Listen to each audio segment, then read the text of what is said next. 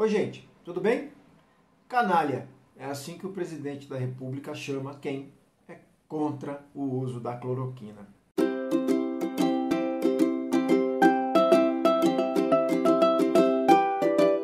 Essa subida de tom do presidente é muito evidente que acontece um dia depois do depoimento do ex-ministro Luiz Henrique Mandetta, ministro da Saúde, no começo da pandemia, que foi demitido por ele por não concordar da maneira como o presidente queria conduzir a gestão da pandemia. O depoimento do Mandetta foi um depoimento até muito suave. Ele evitou fazer críticas diretas e fazer declarações muito pesadas contra o presidente, mas ele disse algumas coisas muito importantes que a gente precisa pensar com algum discernimento para entender a reação que o governo está tendo.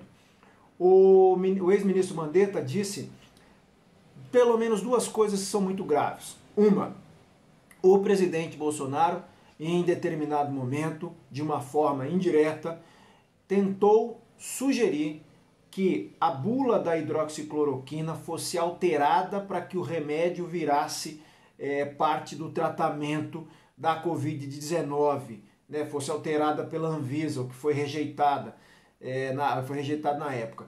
A questão aí é que não existe, isso é fato, é cientificamente comprovado, há estudos, de que a eficácia da cloroquina para o tratamento de Covid existe. E mais do que isso, de acordo com a Organização Pan-Americana de Saúde, a hidroxicloroquina tem efeitos colaterais. Ela é um medicamento ali muito específico para doenças como lúpus. Então o governo insistiu de uma forma muito ostensiva ao que está chamando de tratamento precoce, né?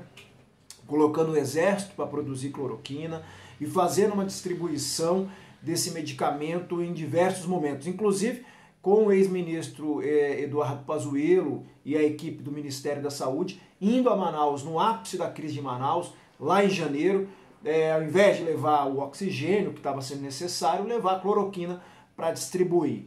Então, isso pesa muito gravemente contra o presidente, contra o seu governo. O segundo ponto que o Mandetta colocou que é grave, e a gente viu reiteradas declarações do presidente nesse sentido, é de que havia uma tese de um grupo paralelo dentro do governo, na condução de como se deveria levar a administração, enfim, da pandemia, de que a população deveria se contaminar, a tal da contaminação de rebanho, para todo mundo gerar aí os anticorpos necessários para não pegar Covid. O que a gente viu foi que essa ilusão que se criou em torno da questão da contaminação levou o país a ter um número muito alto de mortes. Nós já passamos de 400 mil mortes, porque a gravidade do coronavírus ela é muito forte, ele é um vírus muito letal. E mais do que isso, as variantes que foram surgindo justamente por falta do descuido.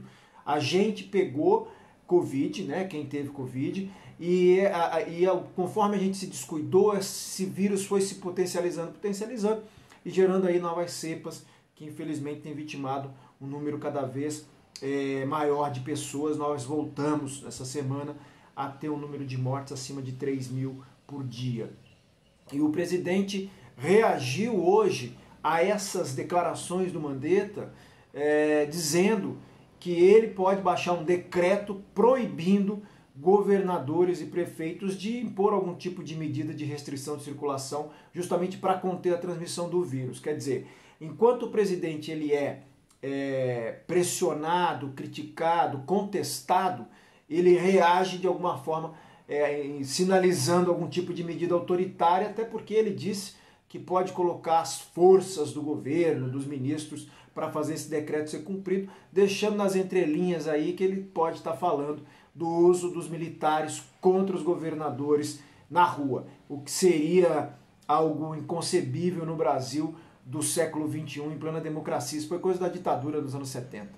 E o presidente, então, sobe o tom para tentar, de alguma forma, mudar um discurso que nas redes sociais, de ontem para hoje, o governo está perdendo. Se você for reparar nas principais redes sociais, a narrativa do governo tem levado muito cacete mesmo nas redes sociais, das pessoas.